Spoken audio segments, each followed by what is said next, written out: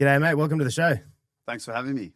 I saw a post of yours the other day. It reminded me you're a bit of a hardcore collector for video game stuff. Bit of a nerd, yeah. Is that like a new thing or lifelong or? Well, it's funny. We grew up like super poor. We had nothing. We were a Department of Housing. And my lifelong ambition was just to have stuff that I couldn't have when I was younger. And I just loved video games when I was young. So I made this rule as I was getting older to just hoard as much of, what I could find because I knew it was worth something and it meant something to me. And I just put them into barrels and I go, one day, my dream is to have a man cave and to have them all up on display so then I can sit there and play video games and watch football. And it happened. So, yeah, set your dreams. It's funny because I think, obviously it's a great driver because for me, I've got similar things at home that my wife wishes I'd throw out. But the reality is when you see them, it kind of reminds you of that time. It's the best, and our sort of generation, it's like it's all we're holding on to, the nostalgia. And I always say to people, music and games and all these different things, they're like time capsules. You've got these really specific memories, and especially in the age that we live in, as you know, Rick, it's like everything's so saturated. We've got an abundance of choice when it comes to entertainment and all the rest, but you plug yourself into something that brings you back to where you started and grounds you again. I love that stuff, man. So that's what it means to me personally. Yeah. Yeah, it's funny. That's the psychology thing that hooks hoarders to become hoarders is they tie memories to items and then they're scared if they throw it away that they'll forget the memory. That's it. But we all have that in little ways. I've got a few tubs that are getting to a few more that are under the house, and it's random things like one of them is this sweat towel that a kid gave me when I was younger. I used to play gridiron at a high level. And the first time we ever played an American team, we exchanged things, and one of them was this guy's sweat towel. My missus like, that's the most disgusting thing. Well, it's the only thing I have from that kind of few years of my life where I played at a high level in sport. And so you kind of forget how fun that was. And then every now and then I'll move those boxes around, find that towel and go, yeah, that was mad. It's the best thing. And, I don't care what anyone thinks of me, but that's why I listen to the Backstreet Boys every now and then, Takes me back to year 3. Yeah. There was just, like Mariah Carey, Boyz II Men, Backstreet, there was this era of artists that existed that we've got these memories, we used to listen to radio back then. That's how we got our music. And it's like every era, there's the Tupac genre. When I listen to Tupac and all of that, I remember that era. I remember those years and where I was and what I was feeling and what I was thinking. And it's like, these are brilliant. You never want to drop these. You want to plug yourself back into them every now and then to go down memory lane. And then it puts everything into perspective, Rick. You look at your life now and you're like, wow, how transformational. It could be good or bad. It depends on your perspective. But for me, it's like the best thing I ever do is always try to go back in time because I then become really, really grateful to what I have now versus what I had back then, which was very little. So, yeah. Yeah, I often think about, what would 12-year-old, 15-year-old, 18-year-old Rick think of the Rick I am today. And it's cool to if you're somebody who has that, thought to look back and go, you know what, I would actually be pretty proud of myself. I think that's, it's something to be achieved. It's something to look forward to. Especially if you're a younger guy with goals and ambitions, I found a screenshot of my car the other day, as in it was like a very specific model and body kit and everything I wanted from like 15 years ago. Now I own that car. And I'm not a massive believer in like the manifestation. Yeah, in manifestation stuff. But then things like that happen and you're like, maybe there is something to it. I don't know. I sort of am a fan. I obviously believe there's hard work. You can't just like manifest something and it just happens. But I remember reading The Secret by Rhonda Byrne, and that had like a profound impact on how I looked at things and the perspective of how you achieve what you want to achieve into the future. So I don't know. I sort of do believe it to some extent because you don't realize, when you're young, I had all these ambitions. I had all these things that I wanted, and now I've got a lot of them. And, sometimes there's a bit of danger in that, Rick, because once you achieve something that you always wanted to achieve, you've now got to set another goal. And I do a lot of this exercise in my profession with people as their sales coach. So I've got to set goals with them. And sometimes it's really, really tricky once they've achieved everything they wanted to go, great, now we need to reposition. Now we got to try and think about what we want next.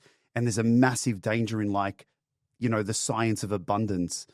We're always chasing. We always want more. We always want more. So I don't know, man. It's interesting because I believe you manifested that. You obviously worked your ass off for it, but it was like you had this vision of this car and you're like, this is my dream. I had a vision of my man cave. I knew exactly sort of how I wanted it to look, how I wanted it to feel, all those sort of things. And I look at it now every day and go, oh my God, it actually happened. So I don't know, man.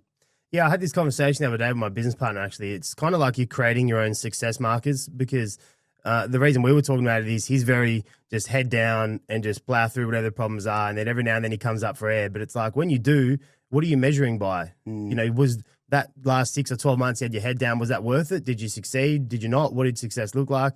And for me, it's always been setting those markers. Like success in 12, 18, 24 months will look like this. And then when you stick it up, you go, well, 12 months ago I said this is what it would look like, and we're here, so I feel good now. You know, it's interesting that point because 100% agree. I think you need to set the goal first, right?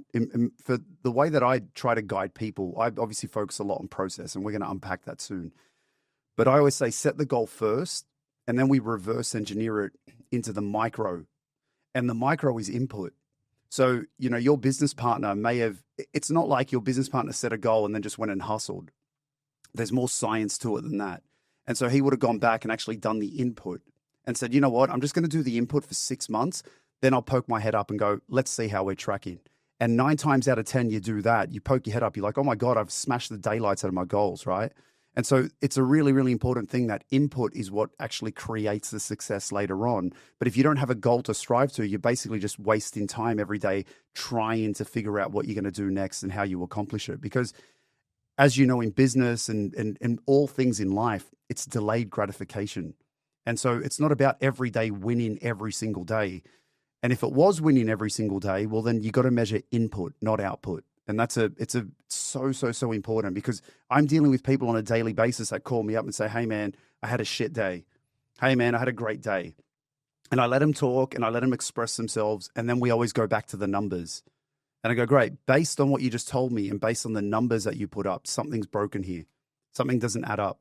And so that's why I always stress to people, if you want to accomplish anything, set the goal, reverse engineer it, quantify it, put the numbers of input required to do it. And it's easy from a sales perspective how to do that. But as long as you tick those off every single day, you're good. It's going to happen. I have a limb guarantee with everyone I work with. I'm like, if you set this goal, we reverse engineer the input, and you do the input every day for 1 year and don't hit that goal, I'll give you a limb.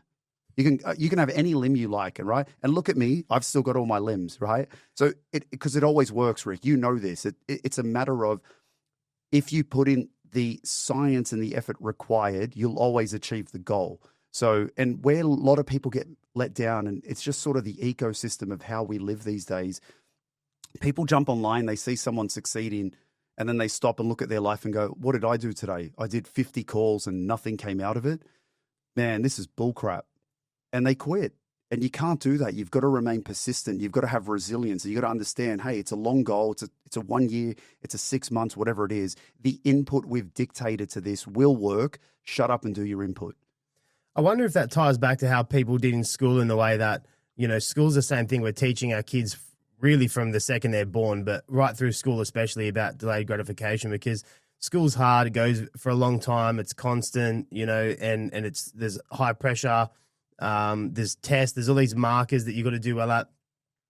And the people that don't kind of learn to accept that, I'm not saying there's a difference between A grade and D grade, but the people that learn to accept this is that following this process, you know, if I work my hardest, will eventually lead to the thing I want. You know, some people do that really well. Some people don't. I certainly struggled with it through school. I ended up doing, well, funnily enough, I hated school, but I did more work in year 11 and 12 to be able to finish early so I could leave halfway through year 12 and still get all my points. Yep. But I think that ties back to that. You know, it doesn't matter whether you're teaching kids or it's a personal goal or a business goal or whatever in life. There is that aspect of the cooler the goal or the more exciting it's going to be, the more of that behind closed doors in the middle of the night, studying the books to actually get there it's going to take. Well, you know, I won't get into the whole school thing because I've got my own schools of thought on that, right? But it really all stems down to the goal, because individuals forget that they're in control of their life. You only get one life. You're in control. Set whatever goal you want. Don't worry about the world. Don't worry about people are telling you. What do you want? And if it means something to you, if there's a real cause, you know, Simon Sinek talks about it in detail around, you know, the book Start With Why. If you really know and understand your purpose and you align that to the gift that you naturally have and you're driven by that, you've got that intrinsic motivation, that intrinsic belief, you'll dominate. You'll be so successful at anything you put your mind to because it's not being artificially influence. It's coming from a good space. It's coming from a good spot. And I think one of the things that school fails to do, in my opinion, is that it doesn't necessarily allow you to identify what it is that you're meant to become and what your skills are. And, there's no real like one problem there in the schooling system, but school was created. It's an old system. It was created to produce like factory workers and, office workers and whatever it is. And so they go like, okay, here's what you need in life. You need mathematics and geography and geometry and et cetera, et cetera, et cetera, et cetera. Go and do these things and you'll land yourself a really good job, right? It's an academia type thing. Whereas I think the way that people are really starting to succeed is by understanding, well, hang on, I've got this gift. I've got this passion. I'm really good at these things. Why don't I align those things towards a certain purpose? And that would be my dream. And it's funny because when I meet people for the first time and I'm doing my assessment on them and we're setting goals and we're getting to know each other and all that sort of stuff, I always ask this one question every time. I go, hey, forget money for a second. I'm going to guarantee you $1 billion every single year in revenue. It's a guarantee, right? You never have to worry about money again. The only condition to that is you must do something as an occupation. You must have a job. What would that job be? And then they sit there and start to process it. And so let's say someone's in sales, right? So they're in sales. They're sitting with me for the first time. They're like, oh, I want to get really good at sales, Harry. I want to master this or that, start my own business, whatever it is. And I ask them that question and they go, man, honestly, I'd be a farmer. And I go, great. Why? And they start to unpack it and they talk about their passion about living in the countryside and working the land and, livestock and riding horses and all this stuff. I go, great. Quit your job. You need to quit. You're not going to make it in sales. Sorry. Well, what do you mean? I go, no. You just spoke from your heart. You just identified your passion. That passion that you just talked about with farming, you can sell that probably better than anyone else. So realign what you're doing to that. And a lot of people don't get the chance to really try to discover that. And look, in fairness, Rick, as well, it's a hard question to answer on the spot sometimes for people. They go, man, that's deep, Harry. I don't know how to answer that. But that's okay. Go and process it. Try to answer it. Navigate. Because once you find your passion, game over, right? Yeah, when you said that, it's funny. My first thought was, I love the chaos. I couldn't, I could live on a farm as in on the weekend for peace, but Monday to Friday, I need chaos. I need a lot of things going on in good ways and bad, maybe a mixture of both. But I get too bored too quick. So I love the chaos of sales and marketing and operations and the whole lot. I'm not really good at one thing. I'm kind of spread across. But yeah, that's what that made me think is that I get bored when things become too simple, too easy, too process driven, and I probably create my own chaos. It's so funny, right? Because a lot of people forget this concept as well. And I have to constantly remind them when I'm coaching them. Human beings gravitate towards comfort. That's how we're naturally aligned, right? And no one can argue with that. This is when people say like, oh, I'm working my ass off. I'm like, why are you working your ass off? And they go, because I want a good life. Okay, so you want comfort. So you're putting in a hard yard now to get comfort. And I go, yeah. And I go, great, that's fantastic. That's normal. That's how we're all meant to be wired. You either want a lot of comfort later on or you want heaps of comfort now. Either or, everyone's wired differently. We always strive towards comfort. And I think sometimes the danger in what you were just talking about there is that sometimes we're given that comfort early and we go, oh shit, I didn't want this. I'm not ready for this, right? Because again, you have like the longest day on earth, Rick, and you get home and you're flat and it's 10 p.m. You've barely seen your kid and you're like, man, if I could just like throw all of this away and just relax. And then we give that to you. And 2 days in, you're like, I don't want this anymore. Get me back in the rat race, get me back in the hustle. So again, these are all really interesting concepts, but it's important that we try to process this in our mind and try and navigate what our strengths are, what we love, what our passions are, and align to that. Because again, if you struggle to wake up every day and go to work, that's a sign that there's an issue there, that maybe there's a misalignment around like your passion and your gift and your skill set. Whereas if you wake up every day hungry, motivated, you want to do it, you love what you do, you're going to build something amazing, Yeah, it's funny. So I've changed my thoughts on school quite a bit. Like I've gone through waves of probably listening to too much Grant Cardone, where I think school's out the window. But, I kind of break your life milestones into your 10 years, and it really starts from your 20s. But your teen years in school, what's the goal of that? And really school's based on averages, right? So at the end of the day, their process is built on what gives us the best opportunity that this kid ends up a good community service member that's, you know, can have a family or meet our expectations of society, basically. You know, because if you look at the schooling system, you're doing maths, English, religion, science, whatever. There's all these. No one's going to be good at all of them. Yet you're kind of you know, they assume you're going to meet some kind of standard across the board, but most people are going to be great in some, terrible in others, and that's fine. But maybe that's the point, is to identify which ones you're great at, which ones you're not. But the problem with that is, if you get to your 20s and no one's looked over that scorecard of your last 10 years and gone, hang on a minute, mate, you were really good at this and really bad at that. Maybe you should think about this. I guess that's what uni tries to do. And so some people spend their 20s in uni finding those, you know, keys in life of what they're good at. And some people go into a business in the workforce and find it there. But for me, I've always said your 20s really are just the chaos. Have fun, 100%. You know, enjoy your time. Don't worry about having money. Don't get sold on this idea that you're meant to buy your first home and all this stuff, because your 20s is like, that is the lowest stress you're ever going to have in life, because you've just finished school. Maybe you're still in school. You're not going to have a lot of debt, you know, so like it's really the time to thrive. But for me, your 30s is where the clock starts. I think your 30s, I've always said, I'm 31 now. I've always said, I'm happy to eat glass till I'm 40.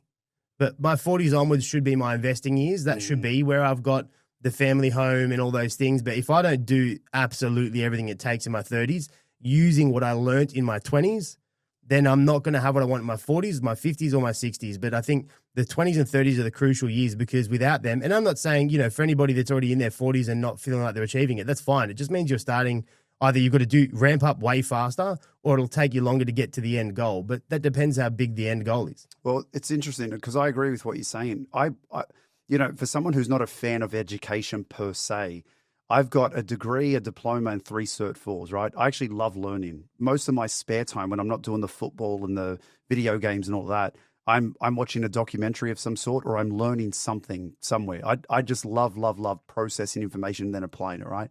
I went to university and I spent 6 years there. And it was really interesting because I didn't necessarily enjoy uni. I didn't enjoy the style of learning. But what happened there was that I was going through what we call discovery. And I think in your 20s, you go through this discovery phase. And the more time that you've got to do that, I think the easier it is for you to try to navigate and figure out what you're meant to be doing. And this was really funny because I went through my entire economics course. I fell in love with economics somehow. I didn't even know what it was. But I saw this concept, and the concept looked like, hey, here's a solution to most of mankind's problems, right? Economics is a social study. It's about solving mankind's problems. And one of the greatest problems we have on earth is called scarcity, right? So I saw this concept and I'm like, oh, this is cool. I'd love to learn this.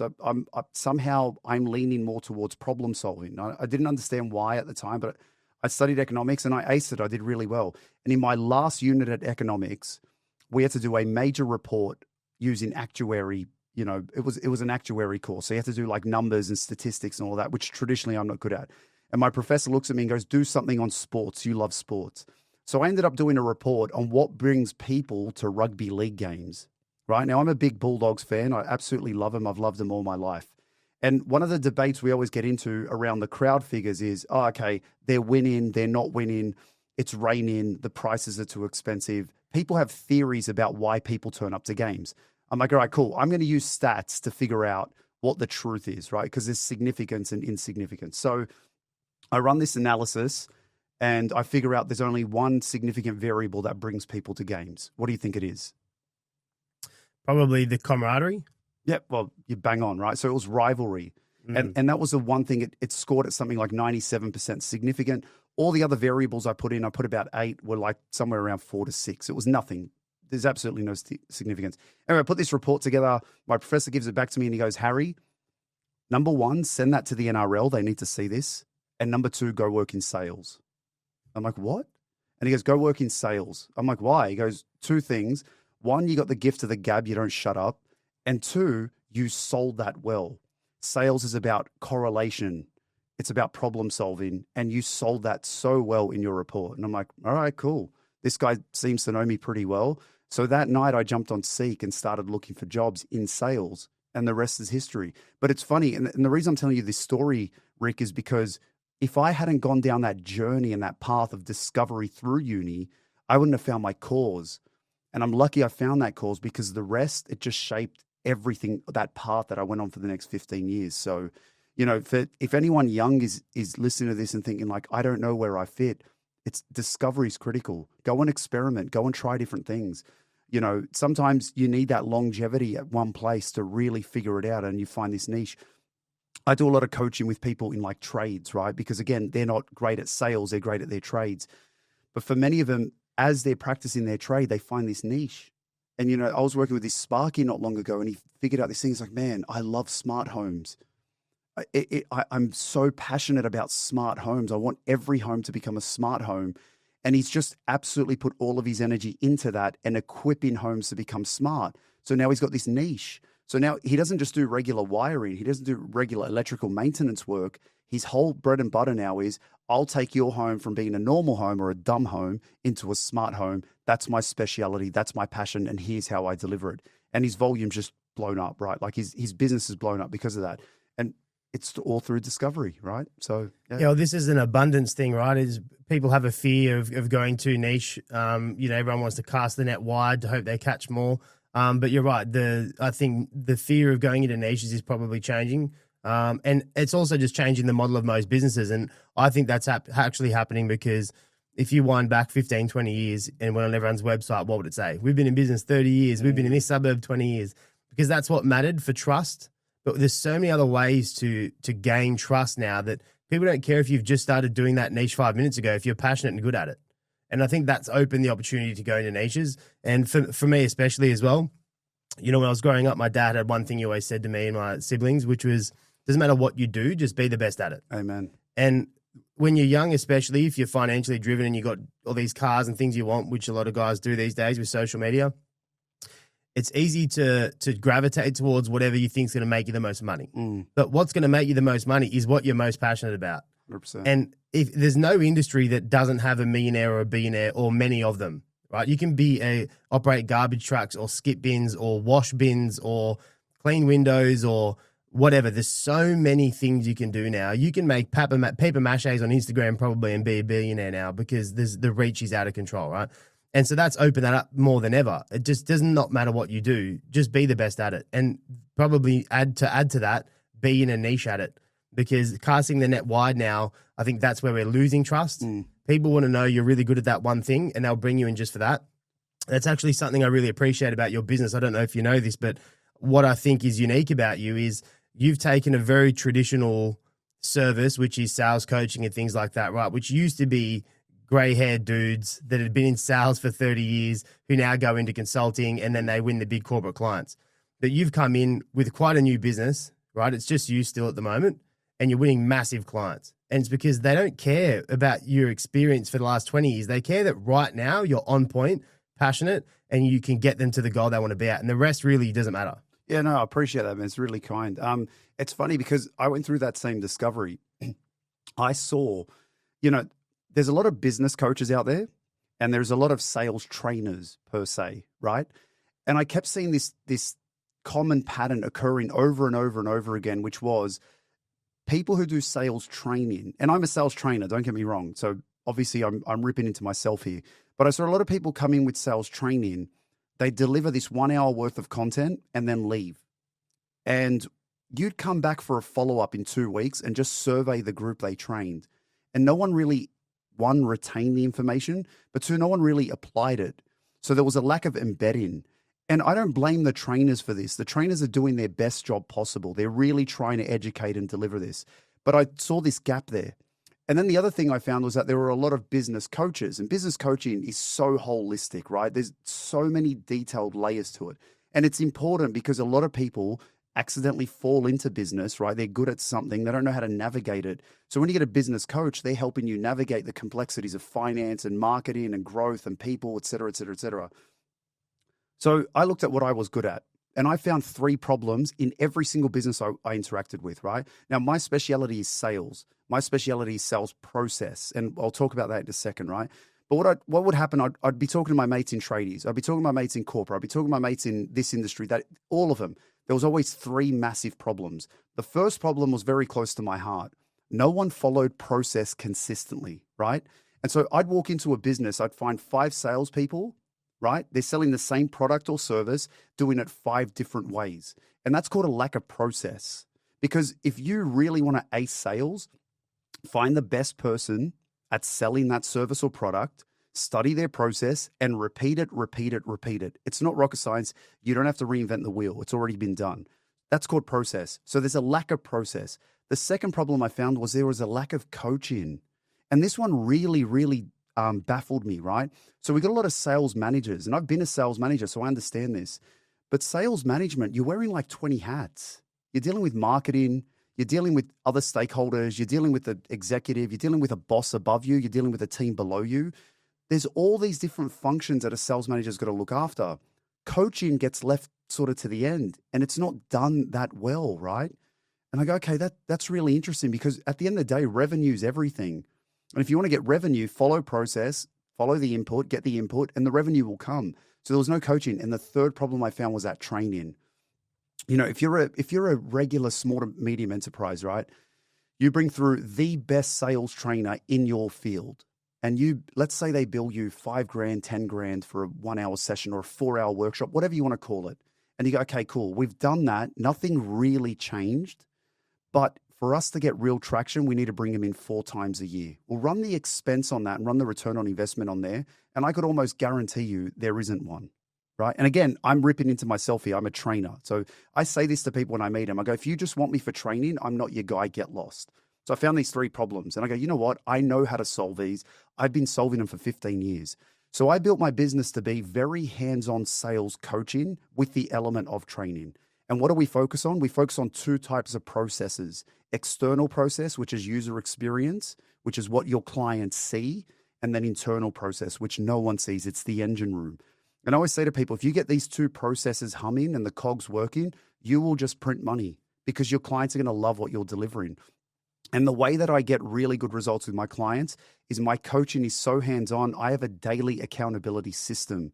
I interact with my clients on a daily basis to make sure they're doing their input, their mindset is right, and they're actually ticking all of the boxes. They're structured, all the processes are flowing. And it exploded, Rick, because again, I sort of looked out there and go, well, no one else is doing this. No one's investing enough into people to do this. And I go, I know that this will work because it's been working for years with me influencing other people. So I built the business on that niche.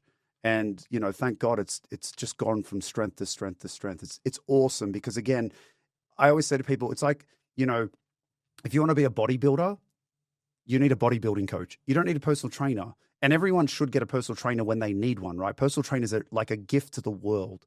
But you go, okay, cool. If let's say you're like really, really lazy, you don't care about your personal health, can't be bothered going to the gym, right?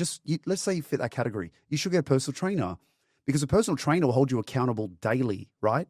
And so they'll get to the gym at 5 a.m. and go, hey, where are you? You got to get up. There's someone you got to report into, right? But then I go next level. Next level is bodybuilding coaches, right? They're the best. They check every calorie that you take every day, like nonstop. They are on your pulse 24/7. And you go, the level of dedication a bodybuilding coach has to their client is immense because when the client wins, they always go and hug their coach and they're like, you never let me down. You were there for me every time, nonstop 24/7. And I go, if I can do that with people around generating revenue and growing their business, I know I can get the same results. And that's what's happened. So I love it, man. I absolutely love helping people. I love being on the pulse with them every single day, hearing their stories every day. And the result and the byproduct is they just grow and grow and grow and grow. So, you know, yeah, that's my niche. I think one of the hidden gems of having a coach as well is that they help you get rid of the noise.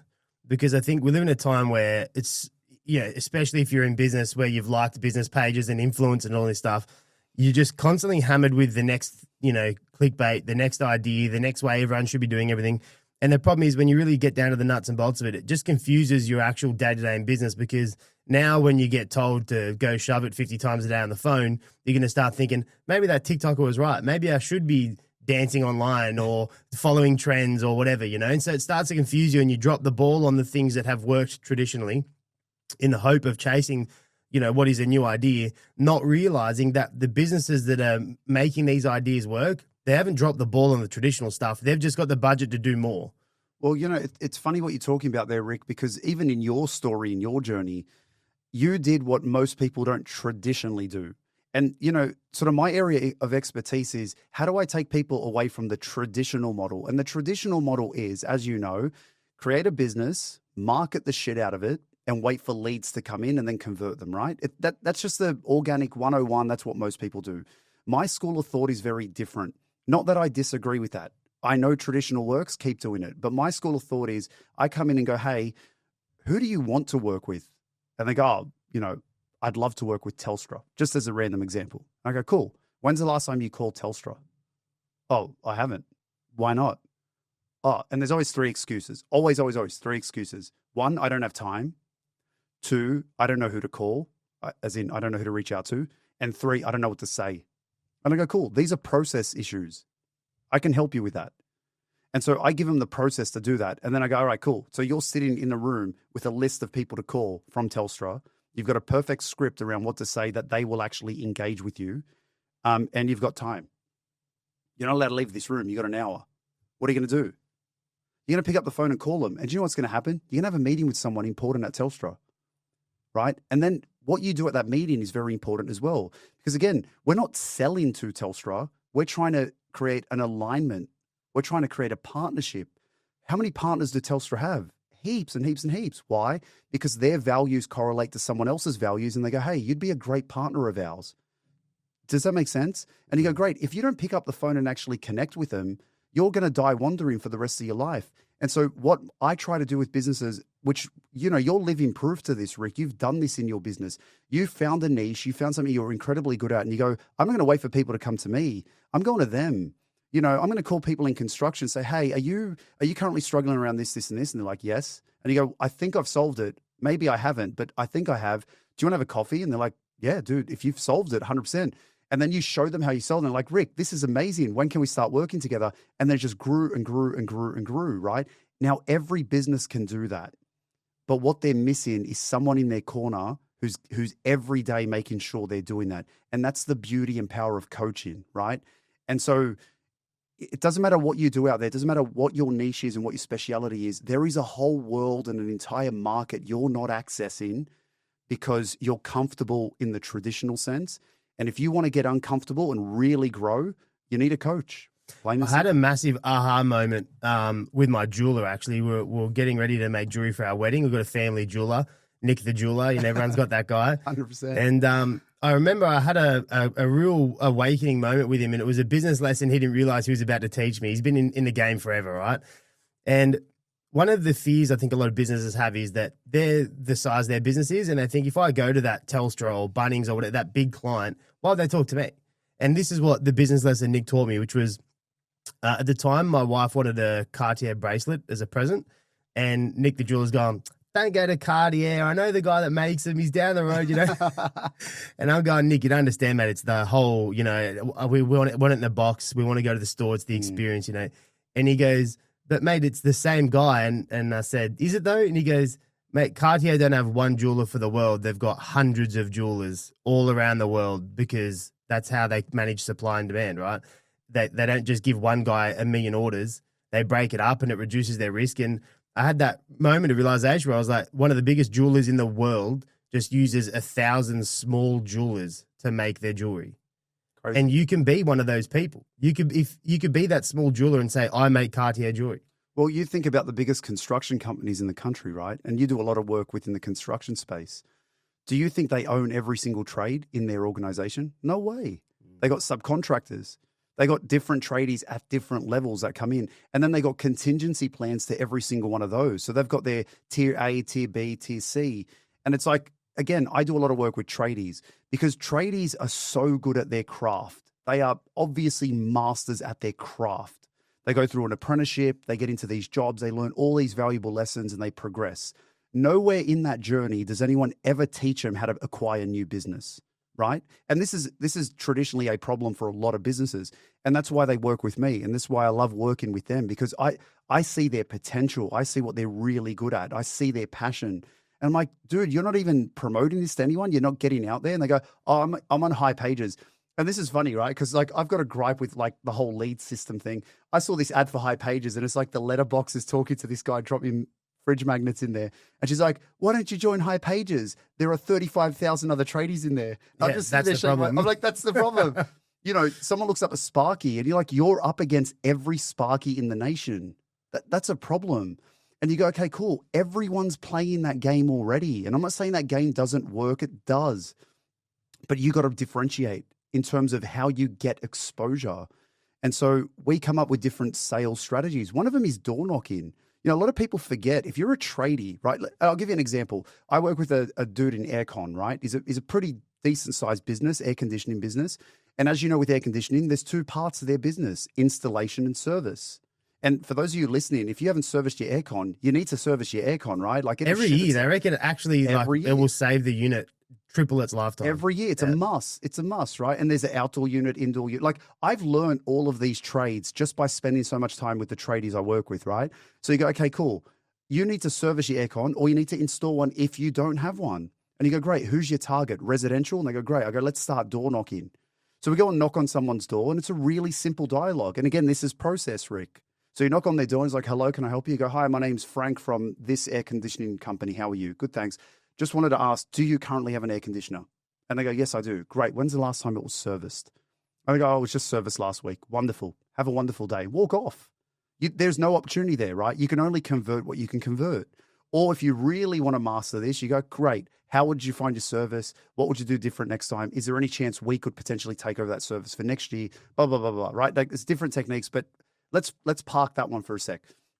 You knock on their door and they go, oh, service, what are you talking about? I haven't done that. And a lot of people forget. It's just not something that they do. And they go, great, look, we're actually running a sprint next week, which means next week, your street only, we're going through and doing a sprint service on every single home in the street. Because we have good proximity and we're located exclusively to that street, we're actually knocking them out for $50 a pop, which is 75% off the regular price. No pressure. If you need to do it, here's the benefits. This is what it's going to do for you long term. And if we weren't in the street next week doing it, I wouldn't even hassle you. And they go, you know what? Book it in, right?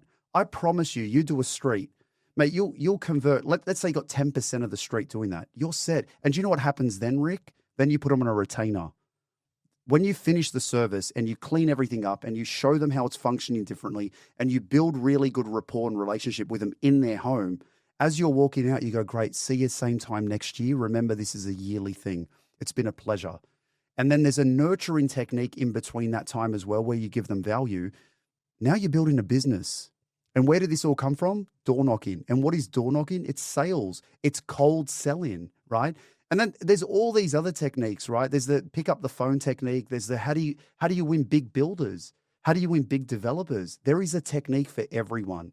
It's called selling. And that's what I'm passionate about. And that's how I help so many people because they don't think about this stuff. And if you're listening to this right now and you're a tradie and you've never done it, I know why you're not doing it. Give me a call. Let me walk you through it and go and do it. Because I think there's that fear as well, right? It's the fear everyone's got to get over. And I think that's where online has taken off because what the process you've just explained now is becoming quite big online where you basically do a free download, which leads into a $20 purchase, which takes into a $300 purchase, which takes into the big ticket item.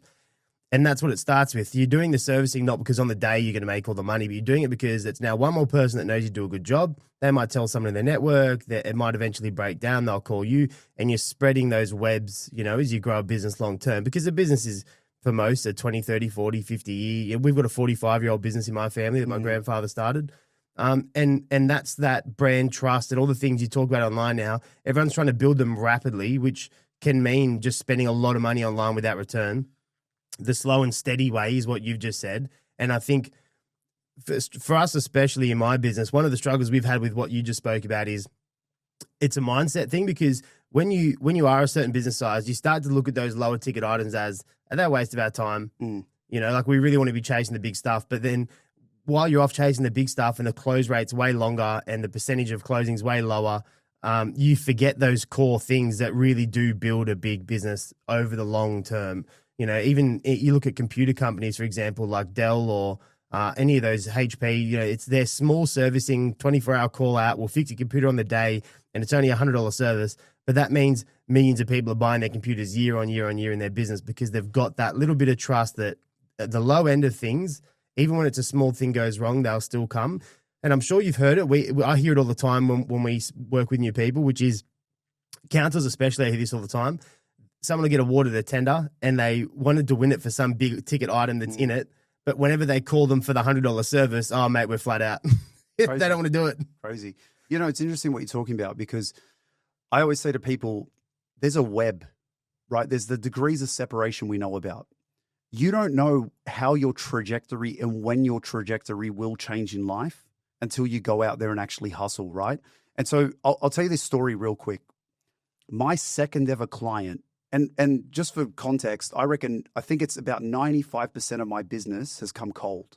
I'm just a serial cold caller. And you know, we talk about fear. I still get physically sick before I pick up the phone to do my cold calling sessions, right? It's nerve-wracking. It is. We are all driven by fear. Which is your gut telling you you're doing the right thing. Well, ideally, right? But there are techniques to get over the fear. But if anyone tells me like, oh man, I love cold calling, I have no fear, please, right? I'm a master at it. I've built my business. They're the people that hang up on the first rebuttal. Okay, sorry, see ya. It's like, oh, wrong number, right? I still get physically sick when I do it. But anyway, my second ever client, I was sitting in front of this guy there, and he goes, you know what, Harry, I really like you. I like your style. I like what we're doing, blah, blah, blah. You know, I want to help you grow. And I go, dude, who do you know? That's all I asked him. That one question, he gave me about 8 contacts. Of those 8 contacts, one of them, I hustled for 9 months of him telling me to piss off. I finally won him over. Winning this one guy over opened for me another 6 doors. Of those 6 doors, one of them is a massive professional sporting club that I work with. From getting in with that professional sporting club, I've now got 4 other clubs pending, and I've just signed up another one. And in addition to that, I met someone at a ginormous corporation who's now signed me up, and also is in the top 5% of networkers in the entire nation.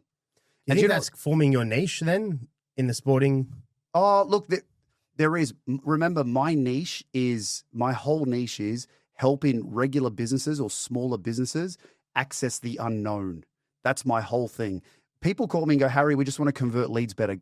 Can you work with us? I'm like, no, thank you. I appreciate the opportunity, but go use someone else. Like, that's not my thing. Time is such a critical thing with me. I can only give it to so many people. I want to give it to the people who want to grow in the unknown, which is the cold stuff. And that becomes my niche around the process you use to doing that. But the reason I'm telling you this story is because if I hadn't started there, that web wouldn't have existed, that degrees of separation. And I'm only 2 years in, Rick, right? What's going to happen in 10 years? I don't know where I'm going. And all it is keep connecting with people. And the reason I'm telling you this story is because imagine you're that tradie door knocking and it's shit and people telling you to get lost. But then you knock on a door and the guy answers the door and he goes, yeah. And you go through this pitch. He goes, you know what? Yeah, you can service my aircon. No worries. And he's just saying yes to you. You come in, you do it, you win him over. The guy likes you. And you're like, so what do you do for a living? And he goes, I was going to tell you at the end, but since you asked, I'll tell you now. And he goes, what? And he goes, I run the biggest development company in the country. And you're going to come work with us because I love your approach. I love the way you service my, I love the way you did everything. You're exactly what we're looking for. And you weren't even applying for our role. And your life changes that moment. You knocked on the right door. And people go, yeah, well, I mean, what are the odds of that, Harry? Well, the odds are go and do it and wait. It took me 2 years to connect with that corporation. Do you know how many door knocks I've done? Do you know how many phone calls I've made? Do you know how many stupid networking events I've gone and had to shake hands and meet people, right? And I always say to people, it's like a 1 out of 20 conversion rate type thing. I have 20 coffees with 20 different people to get one decent thing out of it, right? But it's all worth it. Because if you don't try and you don't run the numbers, it'll never happen. And, you know, you're talking about risk taking here. It's all a risk. You've got to actually put yourself out there. And I grab people sometimes at networking events. I'll have like a client that comes to a networking event. I'll bring them and I go, I want you to network today. I'm going to be studying. I'm going to give you a KPI. And they're like, all right, thanks, Harry. So we walk in. I put my arm around them. I go, okay, have a look. There are 50 people in this room. Can you see them? I go, great. I go, one of them guaranteed is going to give you business today. They've already told me. It's guaranteed. It's already locked up. And they're like, all right, which one is it? I go, good luck, son, and let them go. They've got to now go and introduce themselves to 50 people and they will find a deal, guaranteed. There is a deal there. But the fear is what takes over. So in that fearful situation, you might walk up to someone who brushes you off and you go, oh, this is stupid. This isn't going to work. You know, if they really want me, they'll just come up to me. Like they know what I do for a living. I'm like, nah, that's bullshit. I think people underestimate how many businesses and people running businesses sit around with a million problems they know need to be solved, but just don't have the time to do it. And then all of a sudden you're in front of them. And that's the beauty of networking clubs. I've had that happen 1,000 times where, you know, we're waiting to go into an event or we're in an event and someone just says, oh, what do you do? And we tell them and they go, oh, actually, we've got a massive problem with that exact service we're using right now. Do you mind giving me some insights, or can you come in to me with this? Or how many business coaches have you come across in your life? A stack, right? I remember when I joined our networking group, right? And you reached out to me and you're like, tell me what you do. And I go 1, 2, 3, 4. And you're like, man, everyone needs this, right? I need to tell more people about this because I've not found anyone who does it the way you do it, Harry. I like the way you do it. And then all of a sudden, look what's happened. Look how this relationship's blossomed and the introductions you've made for me and all the rest of it, right? But it's like, you got to put yourself out there. And if you don't, if you just sit back and wait for things to come to you, it just doesn't happen. It's very rare. You know, the professional sports club I work for, I remember when I approached them, this isn't something they naturally consider. It's not like they're sitting there on Google looking up, how do we increase our revenue across these different verticals? It's not a norm. Everyone wants to grow revenue. Everyone wants to better their business. Everyone wants to improve culture. Everyone wants these things. But whether they're proactive about it or not is a different story. But you rock up with the right time, with the right story and the right value proposition, and they go, you know what? I've always thought about that. That's actually really important. And, you know, on a side note, I'll tell you this story because you'd love this story, right? I bought this sauna. It's a Nook sauna. I'll give them a shout out, right? They're awesome. And I was always looking about buying a sauna. I've always loved sauna, and I did my research and whatever. And then I eventually I found Nook, and I go, I like what they're offering. It's a bit more pricey, but it looks like it's worth it. And I bought this sauna. They came in, they installed it, they cleaned it, whatever. It changed my life. Actually changed my life. It's probably one of the best things I bought outside of my coffee machine, right? And on the way out, I said to the guys, give me the director's number. And they're like, what? Oh, we don't just hand that out. I go, give me his number. I need to give him feedback. And so I connected with their director and I said, dude, I love your process, but I want to ask you a few questions about how you sell, because I don't feel like there's, you know, there should be one of these in every home in the country. This thing has changed my life. It's that good, right? And so we jumped on a video call and started mapping out a sales strategy. And now he's one of my best clients. And, you know, and people, they're like, are you serious? I go, yeah. If I'm passionate about something I love and I am in a social setting selling it all the time, well, if I'm passionate about selling it, why wouldn't I share that passion with the owner who's, I'm sure, way more passionate about his own product than I am, and try to give him advice and guidance on how to sell it and promote it better? And that's what we're doing. We just hit that off. We found that synergy and that passion around, hey, we both love this thing so much. Let's go out and build a sales strategy and a sales process to sell it. And now we're just going out to as many corporations as we can, as many specialty niches as we can, and say, hey, here's the benefits of this for you or your clients. Would you like to sit down and have a coffee and talk about it? I think what you've said there as well is it's when sales is and for every business owner, sales and leads and new clients is always the front of their mind. Your whole life becomes looking for opportunities, right? And it might seem or feel forced when you start, but all of a sudden you've got like an extra sense for it. And, you know, there was no different to you there because those guys could have walked out the door and that was the end of it. But you've gone, you know what, this guy's already got a great product. Maybe he hasn't got a good system. Maybe we can align in that way. But you had to go out of your way to get the number, to make the phone call, to book the appointment. And they're the kind of lead generation things that people don't do. We actually had a really good BDM who was like that. He couldn't go for a coffee without getting the owner of the coffee shop's phone number or giving him a card And it's that constant hunt, you know, when you know what you're looking for, you know who could fit those parameters, that you've got to kind of, it's almost like you spend your day to day within the background that anybody could be an opportunity. Well, I take two things out of that story. The first one is, what's the likelihood of that director, who's in Perth, by the way, getting on Google and going, how do I grow my revenue through a completely different sales channel, and who's a master at doing that can help guide me? The likelihood of him ever doing that is probably zero, right? And finding you would be less than zero. Less than zero, because, dude, I don't exist. I'm like, marketing's a whole new thing for me that I'm trying to grow my brand at now. And so hopefully in the next few years, the brand will grow significantly. But my initial approach was, don't worry about branding, just hustle first. But so the first thing was, the likelihood of him doing that's almost zero. I made it happen. That's one. But number two, and this is really important, you said, I could have just let it go. If you see my rejection list, dude, it's a scroll, right? I do this all the time. I position myself to meet people all the time. I tell them about how I could potentially help them as often as I possibly can. And I get rejected a lot, right? So I'm telling you this success story now. I've done this probably 1,000 times.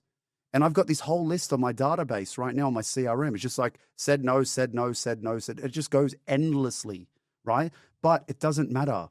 Sales is about rejection. You've got to get rejected. I always say to people all the time, if you're getting yeses more than you're getting no's, you're not in sales, you're in order taking. It's a transaction. Just create an e-commerce button to that and let it sell itself, right? Yeah, just taking hot leads. You've got to get rejected in sales. You've got to have more no's than you're getting yes, because what that's really showing is that you're working an ecosystem that traditionally isn't accustomed to to dealing with this stuff. But the ones who really want it and see value in it, Rick, they're the ones that are going to say, man, it's funny because I've been thinking about this a lot. I just never knew how to navigate it. And all of us out there, whatever your business is, there's someone out there looking for that solution right now. They just don't know you exist. They don't know your service exists. They don't know your product exists. And your job is to get out there and actually get into their ecosystem. And the only way to do that is sales. The only thing really that you can overcome the rejection or the fear of rejection with is the positive outcome of closing the sale, right? And for a business owner, that's going to be normally a financial thing. You're growing your business, which leads to your dream outcome or selling your business or whatever it is.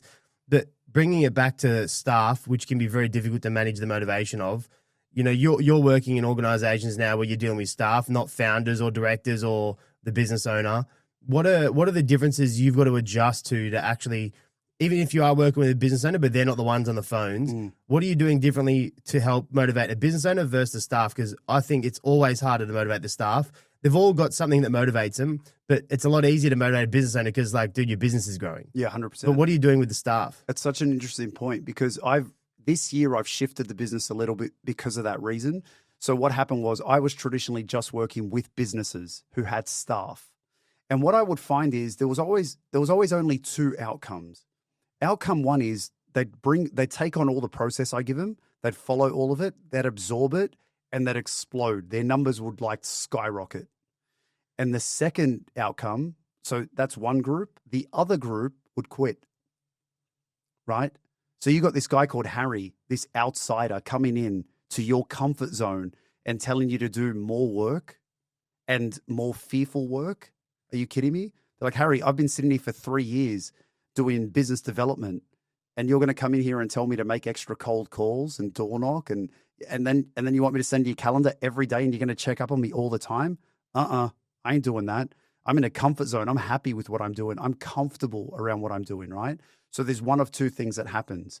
And this is a concern. So before I sign up a client, I always say to him, so a business, I always say to him, this is what's going to happen. What's the likelihood and ratio? And are you willing to part ways with people? Because if you're not, I'm not the guy for you. I'm there to make them uncomfortable. I don't want them to like me. I don't care whether they like me. I want them to succeed. And I say this to my clients every day. I go, I would rather you hate my guts and build an empire than like me and remain exactly where you are for the rest of your life. I don't give a shit about that. My purpose in life is to help you generate better revenue and retire and achieve your goal. If you have to hate me in that process, so be it. I don't care. So I shifted my business to focus more on small to medium businesses because most of the time the people doing the sales are the director. And so you can just say to them, and I have a money back guarantee. And my money back guarantee is if you don't follow my process, I'll give you your money back and you can piss off. Right. So I lay that out really, really early with them because remember, they're buying into this. Remember the bodybuilding example, right? You bring on a bodybuilder coach. He can coach anyone on earth. He's chosen to give that time to you specifically. You better be at the gym, right? If you call him up, be like, oh man, I just ate a bag of M&Ms. I'm not feeling it. He has every right to drop you. And so I took on that mantra and it's all gone uphill. It's all gone up since, right?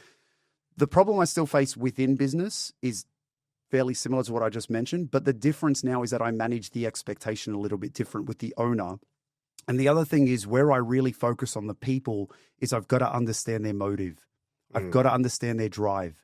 And everyone's wired different, Rick. Some people, they want career progression.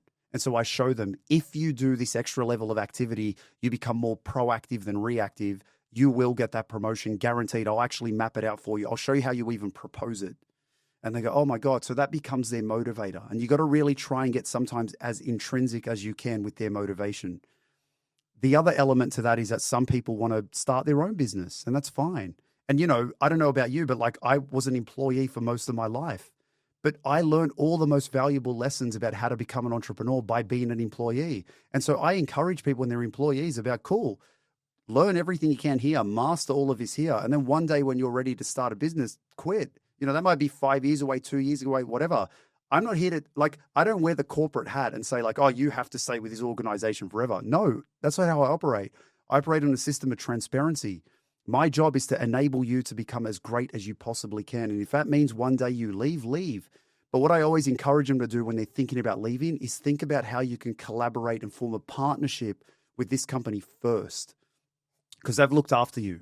And if you're going to form something that can collaborate with them, I'm sure the director would want to do that type of thing. But it all stems to motivation, Rick. Mate, it's great you said that actually, because you just reminded me of my story really, which is that I was in a business in Melbourne, actually, security business, and wanted to go out on my own. And I always had this fear, and it was like a big secret, like I was designing logos and kind of doing it after hours, don't let them know what my plan is. And I didn't know I was going to eventually leave to start that business in Sydney. That wasn't part of the original plan. But when that became the plan and we knew we were moving to Sydney, I actually rang the director of the business I was working at and said I had to resign at this point. He didn't know what I was going on to, and he asked me, and I kind of danced around it. And then one day I had the balls to say, you know what, actually I'm moving to Sydney, and I'm not moving there to start a security business, but since I am moving, that's what we're going to do. And he said, oh, mate, why didn't you tell me? Come in. I'll take a day off and I'll tell you everything I can to try and help you. Brilliant. We sat down for a whole day. He even offered to invest in the business to help start it up, which we didn't end up doing. But he was our first customer. He introduced me to his customers that had a presence in Sydney that he couldn't service. And we still work together today. Brilliant. It's been 6 years almost. It's so funny because a lot of my success around where I am today all stem back to me having the best trainer and the best mentor ever. And he gave me all these lessons, all these ideologies, everything in detail. And sort of, if I never had his guidance, I wouldn't be where I am. And a really big drive of mine is, how do I give back to people the same way this guy gave to me and try and enable people as much as I can? So I come across people all the time. They go, Harry, I actually want to become a sales coach, right? I'm really good at what I do, but I love coaching and all these things. I reckon I'd be a really good sales coach. And as soon as I hear them say that, I book in a meeting with them and I give them everything. I give them my blueprint on the table. I give them my content, my formulas, everything I use. And they're like, why are you doing this? I go, dude, you're a humanitarian. You want to go out there and actually help people grow. Why the hell would I restrict you from doing that? We need more help. There isn't enough good coaches out there per se, right? And as you said, there's this, no disrespect to the legends who have done it before, but like there's a lot of the gray hair and the white hair, and they're just hanging on for dear life. Big time gatekeepers as well. Do you get my point? Yeah. It's like, dude, there's a new gen. There's a whole new generation, and we got to help them. They're caught up in this world right now where it's like everything's digital. Their interaction 6 hours a day is through Instagram and Snapchat and all these things. They live in a digital world. The greatest thing that everyone needs in the digital era is social skills, because it's the one thing that can never be replaced. And it's like, we need to enable them. We need to be able to help them out. And so I love that person did that with you, because that's my mantra. I love giving back and helping people. And it's so funny how it works sort of, full circle. It's really reciprocity, because the more I help people, the more people that just approach me and go, dude, I'd love to help you. What do you need? And you do that. If you always do that and you always grow, make sure you give back. Make sure you find someone with an opportunity who wants to grow and grow. And I've got this rule around the business that I do. I've got about 15% of my business is pro bono. I work with certain groups, certain non-for-profit, even certain businesses that focus more on community stuff, and I don't charge them because I have to give back. It's very deep for me around, I got here somehow, and it's my duty of care to give back to people and somehow help them, because we can't just make it about it's funny because like the younger people that I coach and I meet, and we're going through the whole discovery around their goals and whatever, and it's like, oh dude, I just want to make $100 million. I want to be a hustler. And I'm like, okay, and then what? It's like, oh, I don't know. Okay, hang on. why sales? Like, oh yeah, you can make heaps of money in sales. I'm like, they're so lost. They've got no idea what they're doing. But you find the right person who's got the right motive and the right, the right way to channel that energy. It's my job to help them. I got to give them guidance. I got to like push them the right way. And I meet people all the time like, Harry, I can't afford you. I can't pay for coaching. I'm 17, but I need help. I need to understand how to get to 1, 2, 3, 4. And one of my best clients to date, he's in social media marketing. The guy cold called me 2 years ago, and it was the shittest cold call I've heard in my whole life. Right. But I love that he did it. And I go, dude, how'd you get my number? And he goes, 1, 2, 3, 4. And I go, who taught you how to sell? He goes, no one. I go, how much do you love what you do? He goes, bro, it's my passion. I go, meet me in Alexandria for a coffee next week on Friday. I'm going to give you a clinic for an hour free of charge. And I work with him to this day. And this guy's just skyrocketed, right? And you know what? I worked with him pro bono for 2 years because I love the fact that he wanted to make it and he just didn't know how. And people aren't out there giving this stuff to the ones that need it. And so that there really is a duty of care for us to try and give back wherever we can, because we're going to make the world a better place. If we have better ethical businesses who operate in the right way and we can contribute to that, rock and roll. We should be doing it as often as we can. So I'm going to make you give away a bit of the secret sauce because I've got a question for you. It's the number one thing I hear from people, and that is door knocking. Obviously, if you know who your clients are, you can just go and door knock. But cold calling can be a bit more difficult in the way that you've got to farm for the numbers and leads. Yep. And anyone can, of course, jump on Google. If you, let's say you service hydro lifts for mechanics, right? Of course, you can just go on Google Maps and type in mechanic. Yep. But if you're a business that, like yours, let's say, where you're across multiple industries, so is mine, creating those lists can be really difficult. It can be really time consuming. And if it's not just you, if you've got staff you've got to create those lists for, we're talking about thousands of contacts. Yeah. So give us a bit of secret sauce on how to get those lists. I know you can buy them, you can do this and that. Mm-hmm. What is the way you're teaching people to actually, if you're going to call 300 people a week, yep, which means you need 1,200 people a month and you might have 2 staff, let's say 2,500 leads a month, how are you going to get that much data? That's such a good question, Rick. So there's traditionally 2 ways of doing it, dependent on the volume. So a lot of the businesses I start working with, going cold is like baby steps because they're not ready to just, and no one's ready to just go like full circle, like full spin. So you go, okay, baby steps. How many cold calls do we want to do a day? And they go, I don't know, 10. I go, that's okay. Let's start there. It's better than starting nowhere. So if you're going to do 10 a day, we need 50 a week. We need to extract 50 bits of data to call, mobile number, the right person, all that sort of stuff per week. So I go, why don't we allocate an hour into your calendar on a Monday and we call it data mining. So that's one model. And then we go, okay, where are we going to mine data? And there's always 3 sources. One of them's Google, one of them's LinkedIn, and one of them is using certain software like Lusha. I use Lusha, Lusha. If you don't have it, go and get it. Basically scrapes the internet and gets you every person's mobile number, every person's email address, and they're highly accurate. I've been using them for years. It's a no-brainer. All of my clients use them too, right? So you go on there, and Lusha actually has tools that automates its database build for you. So for example, let's say you're looking for developers that have anywhere between 10 to 50 employees, because there's filters on this, and you go generate, and you want them in this postcode, you press generate. It learns the algorithm and it says, do you want me to give you 25 of these contacts every day via email? And you're like, yes, please. So that tool can actually help you do that. That's one method. The other method, if you want to do high volume, go to Philippines, right? I use it's really interesting, right? When I started my business, a lot of my business came from real estate because at the time I was working in real estate as a sales manager. I was rolling out processes. And organically, a lot of people were reaching out to me going, hey, can you help us with this stuff? So very quickly, I formed a business in real estate because that's what was in demand. But I realized that I should be doing a lot more than real estate because sales is universal, as you know.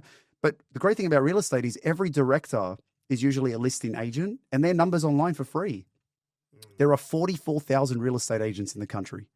I do not have the time to sit there and mine 44,000, right? So when I started, I'd go suburb by suburb, extracting the data myself. I'd go on the real estate website, copy, paste onto a spreadsheet. And again, I'd do a few hours per day and then I'd follow it up with phone calls. Once I started to grow and I'm like, I don't have time for this, I went to the Philippines and I employed someone for 3 months to get me all of them. And the way I navigated this, it was an online job. I think it was the website was onlinejobs.ph or whatever, but there are agencies you can use as well. And I went on there, I created this job ad. I said, hey, here's what I need you to do. I'm also going to test you before I employ you. And I'm going to get you to set a 1 hour time and see how much of this data you can extract. And I had like 17 people do this challenge, narrowed it down to 3, interviewed those 3, found the right one, gave her the challenge. And for 3 months, she mined this data, paid her pretty well relative to, and I got all that data. And you could do it for almost any industry. So, for me, I'm really sub-niching now into professional services because, as you know, selling yourself is the best thing you can sell. So me working with brokers, with accountants, with lawyers, real estate agents, financial advisors, and even tradies. Tradies fit into that because a lot of tradies are actually selling themselves. I call that professional services. All I have to do is go and get a database. If I want the mortgage brokers in Australia, I'll go get someone in the Philippines to mine that data for me and get their details correct. And the other really important point on data extraction, I can't stress this enough, get the mobile number direct. Don't be afraid to go to the top, right? The people up the top actually appreciate it. I speak to CEOs of professional sporting clubs. Guess how many have ever hung up on me?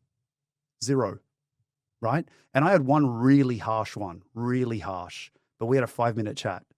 And you know what he said to me at the end? He goes, I love your style. I'm going to promote this. And I go, thank you. I appreciate that. And because again, he was in so much shock that I would even dare cold call him. And I remember saying to him, I'm like, dude, if I couldn't cold call you, I'd be pretty crap at my job, right? Like, so my message to everyone is don't be afraid. Go straight to the top. Gatekeepers exist to protect the ones at the top. Don't go to the gatekeeper. That you can bypass the gatekeeper. Don't get the landline and go, hey, I've got this. I want to pass on some info. Go direct to the top. Have a really good script, a really good pitch, and you're not selling them anything over the phone. You're selling a meeting with them. Get in front of them. Once you're in front of them, you try and collaborate on the values and the ideals and the utopia and see if there's an alignment. And if there is, they'll work with you. From our experience, actually, there's pros and cons to both. If you come in at the bottom, it's usually the shortest path because they're a site manager or a foreman or a general manager of an area or a store or whatever. And if they have something that's a burning issue and you can solve it, then they'll find a way to force you through the paperwork, get you onboarded as a provider, and normally you're in the door. But to then grow that relationship through the rest of the branches or states or stores or whatever can be really hard. Whereas though it's harder to do in the first stage, if you do get through at a high level in a CEO role or a C-suite role in general, once you do a good job once, they're now already the right person to go, and we should use you here and there and there. Whereas that person kind of feels like you owe them something down low if they've gotten you into their store. It's kind of like, I'm not going to promote out to my boss. Like, I don't want to make that call for you. It's interesting because let's say you work your way up, right? Which you can do. And I'm all for that as well. As you're working your way up and you get to the top, leverage the top. So what I mean by that is, right, if let's say I call someone, I call any business that has some affiliation to your business, Rick. My opening line is, hey, do you know Rick? Do you know Rick from Barrick?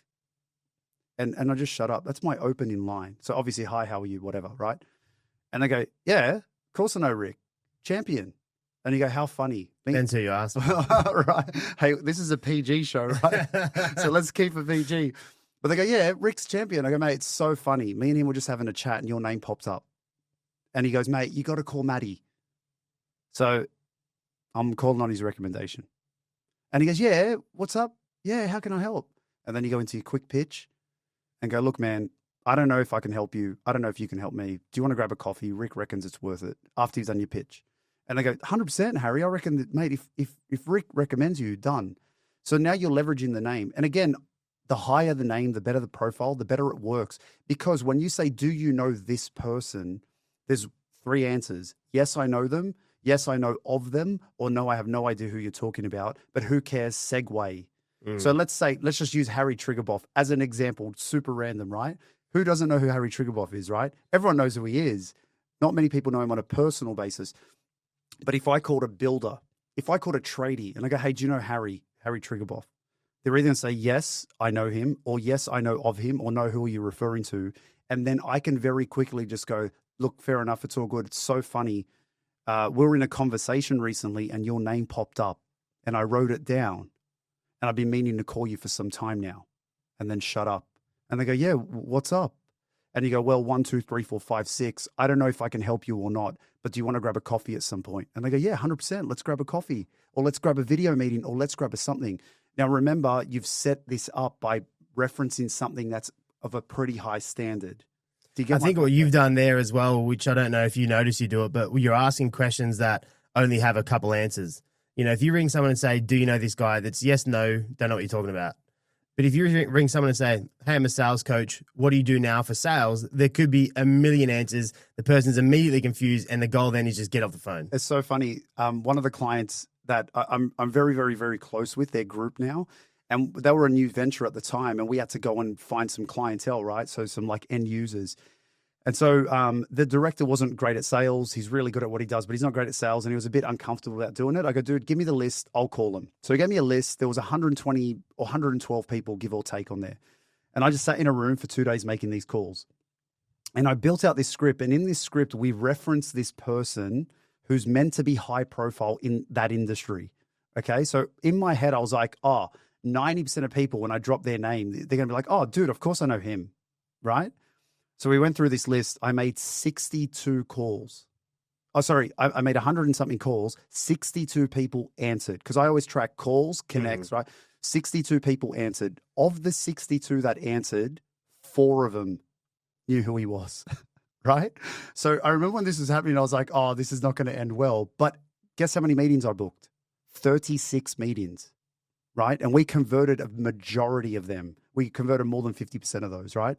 And it was funny because it just led in so well. And what happens, it's exactly to your point, Rick. By asking that question, people actually stop and they start thinking. They're like, do I know that guy? Why does that name ring a bell? And they're trying to figure it out. And as they're going through that motion in their mind, they're actually leaning in and connecting with you. So you've actually got an establishment in the phone call now. It's no longer cold. It's no longer, how do I get this guy off the phone? That's it. And they're like, oh, not really. The name sort of rings a bell. But anyway, how can I help, Harry? And they go, oh, that's okay. Look, this guy does 1, 2, 3, 4, 5, 6. Your name pops up in conversation. I thought it'd be good to reach out. And they're like, yeah, how are you solving that? And then we told them how we're solving it. And they're like, oh my God, that sounds great. I go, look, it might not be for you. We're going to be very picky who we work with anyway. Do you want to grab a coffee next week? We'll show you the concept in detail. If you like it, great. If you don't, hey, handshake, guys, thanks so much. See you later. They're like, done. Yeah, look, I think the first time we met, one of the things I said to you was it's refreshing to hear somebody who doesn't push the online stuff, because I'm not saying it doesn't work, but as a business owner and somebody with not a big budget, it can be really easy to spend your money and have no return. But when you're door knocking or cold calling, which is the only 2 things you've talked about, you're guaranteed to meet people. And you can't guarantee to get work out of it, but what you can guarantee is it's another person that knows your name. You know that the time spent went to a person. It didn't just go to the internet, into the fairies. And I think that's probably where people are, you know, that's why they're scared of it, because you've got to actually meet that person now. Yep. You can't just graze past them in their day-to-day scrolling along. And if they thought you were embarrassing or thought you're an idiot or didn't like what you said, they won't remember who you are 2 scrolls later. But when it's face-to-face, when you're on the phone, you know, I heard someone the other day telling me when they cold call, they leave the office, they do it at the park or whatever. Now, there's just this fear of, if I do slip up, because I've done it in a forum, that they're actually going to know me and remember me and that I slipped up. But that's also all the benefits. They're going to know you and remember you, even if it's because you slipped up. 100%. 100%. Yeah. Thank you so much for coming in today. Oh, what a Great pleasure. to have a chat. And yeah, I'm looking forward to this one airing. I'm probably the only risk you ever have on a Take the Risk Takers podcast, right? Hey, don't steal my name, Harry Rizk. I'll do one called the Risk Takers with a Z. Let's see. I should have put it up here for you. Yeah. Legend, mate. Thank you so much. Thank you so much.